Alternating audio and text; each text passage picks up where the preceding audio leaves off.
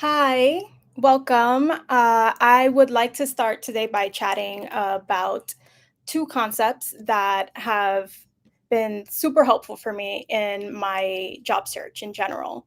And these are things that, for me personally, I feel will help make your job search not only a more fun process for you, but also might help you stand out to get the job that you want. For me personally, I remember this whole journey starting in high school, getting different internships, going through interviews, creating master resumes, et cetera, et cetera, et cetera. And there were times where I remember being so lost, so doubtful that I wish I could go back in time and give this information to my younger self. But it has been a wonderful journey regardless, and I want to share some of the things that I've learned throughout this journey with you. So let's go ahead and do that. And I do want to caveat this by saying that this kind of work is maybe not for everyone. So feel free to enjoy it either way and apply whatever you pick up here today to aspects of your life that make the most sense for you. So hopefully it'll be useful to you anyway. You're still welcome here.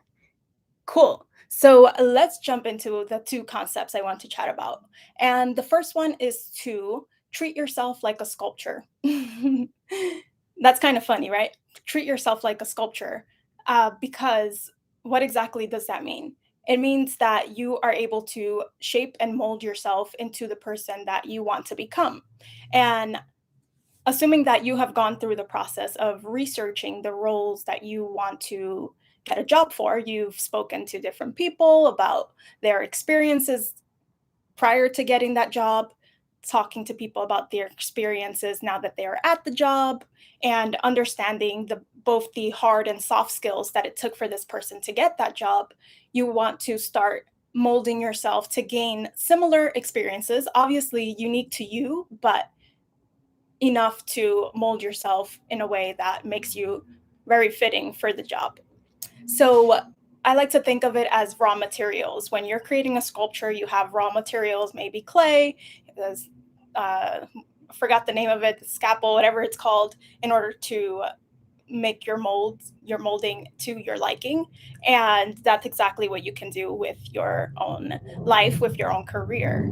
Sculpt it. So if you have gone through that process of researching and you've reflected and said, okay, what raw materials do I already have? What raw materials might I need to get? What are the gaps I need to fill? With these questions clearly laid out in front of you, you can then start molding and filling in the gaps, filling in the holes that you might have in order to become the person that's necessary to get the job you want, become the person you want in general. So be resourceful here. For me personally, this came in handy unknowingly. I remember going through the process one summer in college, pretty much the last summer in college. This was going to be my last summer having an internship before graduating. So I had about five internship interviews set up. And little did I know, going through those interviews, I was going to get rejected from every single one of them. That's heartbreaking for someone in college, last semester about to graduate. I mean, last summer before they graduate, last going into the last year. Heartbreaking. But I guess what came out of this was I remember thinking to myself, maybe this whole corporate thing is not for me, getting a job thing is not for me. Maybe I'll start a blog. Maybe that's what my path is. And after a while, I remember thinking to myself, after several months of um, after the rejections, I remember thinking to myself, wait a minute, I'm going into marketing. I was studying marketing, so that those were the roles I was looking at. I'm going into marketing, and a blog is falls within somewhere within the umbrella of marketing. So I'm kind of through creating this blog, gaining the experiences that will then help me get the job that I want. So, in a way, I was using this blog in order to mold myself. At first, that was not the intention. But as soon as I realized that it was going to be useful, I spoke to people who were in marketing and said, hey, how might someone in marketing use a blog in order to market something? So, this person, love him so much, wonderful mentor. Um, of mine for several years and a wonderful friend told me, "Well, you want to think about the audience, you want to think about the content, you want to think about the plan, and then you want to think about the measurement." Once he gave me this framework of how to view a blog, I was just like, mind blown. It all makes sense. I can use my blogging experiences when I go to the interviews next time and speak about it through the lens of marketing. And that's exactly what I did.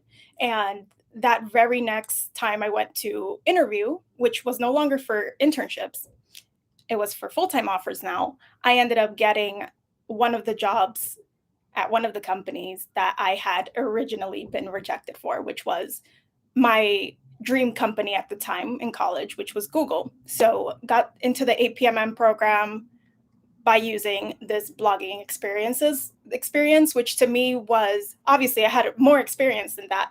If you look at my resume, look at my LinkedIn, I've had a ton of experiences prior to that.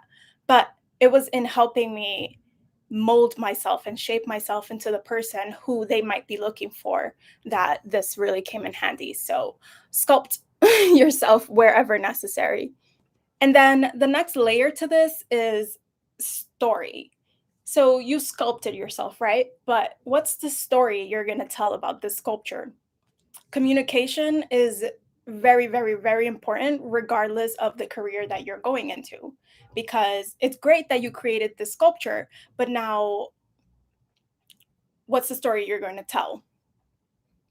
Right? Are you going to leave it up to interpretation or are you going to control the narrative? And it's okay to leave something to interpretation. For example, artists do it all the time. You go into a museum, you look at a beautiful art piece, and you try to understand or interpret this art via your own lens. But in the job search, in an interview, I personally believe it's important to tell your story. You are the one telling your story. So what is the story that you're going to tell? And for me, storytelling in general is super, super powerful in small doses. So what is the story that you are creating about the sculpture that you have molded?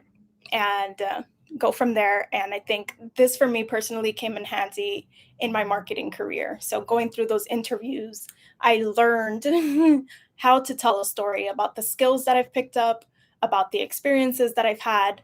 Like, yes, you can have the best experience in the world, but if you do not know how to communicate the value that you can add to a company based on those experiences, then they can't really understand it as clearly as if you lay it down in a very structured story. So that's the two sculpture. Treat yourself like a sculpture, and storytelling. How are you communicating the value that you bring? But I have to say that there is a final layer to all of this, which I think is probably the most important, and that is the layer of authenticity. If you bring a layer of authenticity to everything that you do, then sculpting yourself won't feel fake. When you're sculpting yourself, you're actually sculpting something that you are proud of. You're sculpting yourself into something that you want to become, not just because you want to get this job or not just because you want to impress X, Y, and Z person or people, but because you want to impress yourself, because you want to impress the one above, because you want to impress the universe, whatever it is that you believe in. That to me is incredibly powerful. If you do everything with this underpinning of authenticity, then you know that you are doing things for the right reason. You're sculpting yourself for the right reason, not because of just this job only, but because of the career you're building and because of the purpose that you're serving. So don't forget, you're in the driver's seat with every single thing that you do. And if you're driving from a place of authenticity, when you sculpt yourself, when you tell your story, then you are standing out even more because people can feel it. People can feel when something is fake. People can feel when something is real. And let's be honest, we all love realness of life. Sometimes it's a little scary, but we respect and admire when people are real, when people are raw, when people are vulnerable, when people are authentic, when people are themselves. And it's such a thin line between not being yourself and being yourself, but it's so beautiful when you are. I won't say that I 100% have mastered this. I want to continue learning and growing for the rest of my life, But the bit that I have learned so far has been just so delicious in my job search journey every single time. And my friend recently told me, like, I have a great track record. These are not my words. This is what my friend has said. My beautiful, beautiful friend said that I have a great track record. And I honestly believe that these are bits and pieces of things, the sculpting, the storytelling, the authenticity that I brought to each and every one of those experiences more and more and more as I learned and grew. So that's what I want to share with guys. And if you got this far, I love you so much. And thanks for listening. I am so grateful. And I want to share that next year I will be releasing a job search course where we will share and cover a lots of bits and pieces from the job search to make it fun and really lighthearted, yet very practical as always. So I want to share that with you guys. I dropped the link into the description box with the link where you can leave me your email where I will so that I can email you once the bye.